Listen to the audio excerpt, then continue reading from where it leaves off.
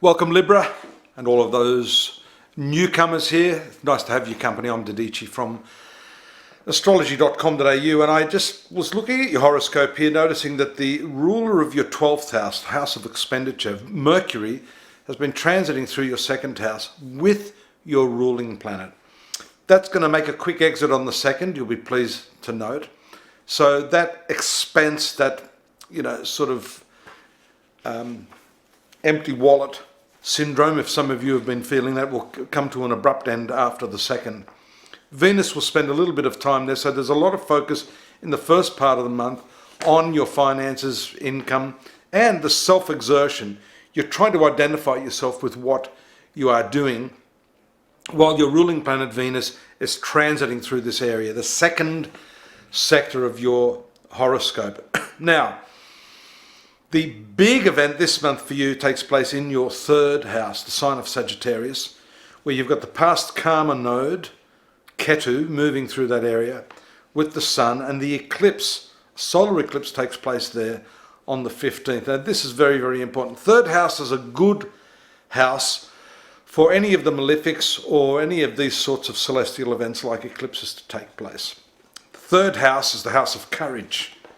It's the house that gives you the strength and the confidence that you need to go after your dreams. And the third house is also a very psychological or mental house. It's a house of thinking and planning, and most importantly, a house of desire. So what we see here is that your plans are going to have a lot more fuel. If you've been hamstrung in 2020, like most of us have, this is really a defining moment for you. Right at the tail end of 2020, when the solar eclipse takes place, you'll feel a surge of energy coming through and a much greater clarity in terms of where you want to go. Mercury moves into that area on the 2nd of December, and then Venus, straight after that solar eclipse, your ruler, moves to that third house on the 16th. That's going to activate a little restlessness in you, I'll tell you. I think Christmas is going to be very, very busy for you, even though you've still got the hangover from COVID. I think if you're not out and about, I think you're going to be very, very busy mentally planning, getting your creative self back attuned to what it is that you want to do. So that in itself is a great thing. The third house is also your environment. Pardon me. The environment where you live and the people in the environment. So this eclipse may change that a little bit.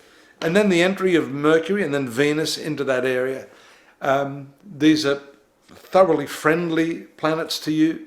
So they bring with them some good news, some good connections in the local environment. In your journeys, if you do take some quick trips anywhere, you're likely to meet with people that are going to sort of just resonate with you and feel great about what you do. Third house is also your siblings, brothers and sisters. So if you've got a younger sibling, this can be a time when you're focused. And also because the karmic nature of these eclipses brings the past into the present, then it's a time for resolution with family members like your siblings. The other important thing to note here, Libra, is the transit of Jupiter and Saturn. That takes place later in the month on the 17th. Well, it's very, very soon after the eclipse. You've got the eclipse on the 15th, transit of Venus on the 16th, and then you've got the transit of Saturn. For the first time in 2.5 years or so, out of this fifth house, which is, if you recall me mentioning, putting the brakes on all of the expressive parts of your nature. That will change very, very positively. Jupiter, which has been debilitated there, moves to the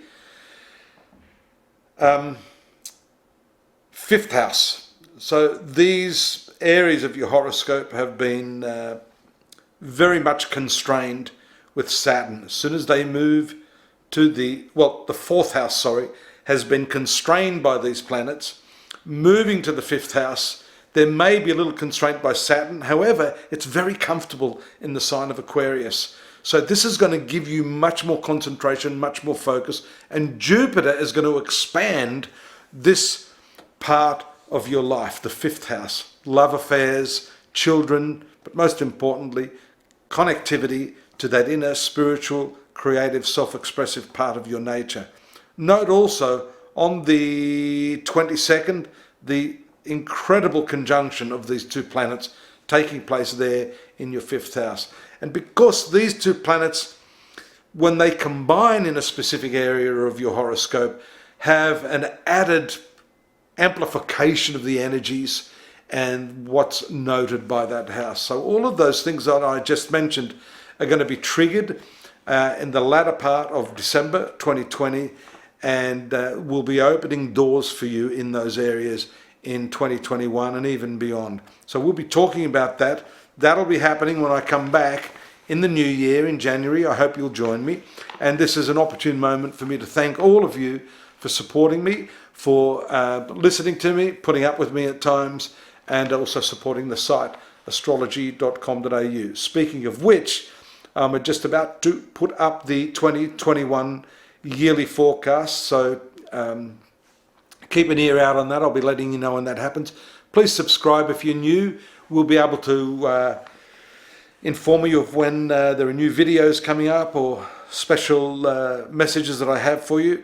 And importantly too is getting a reading for the coming year, which is based more precisely on when you were born, time and place. That's the real beauty of astrology. Although this gives you a bit of a taste, that is by far the best approach to find out exactly how your karma is going to unfold in the next 12 months.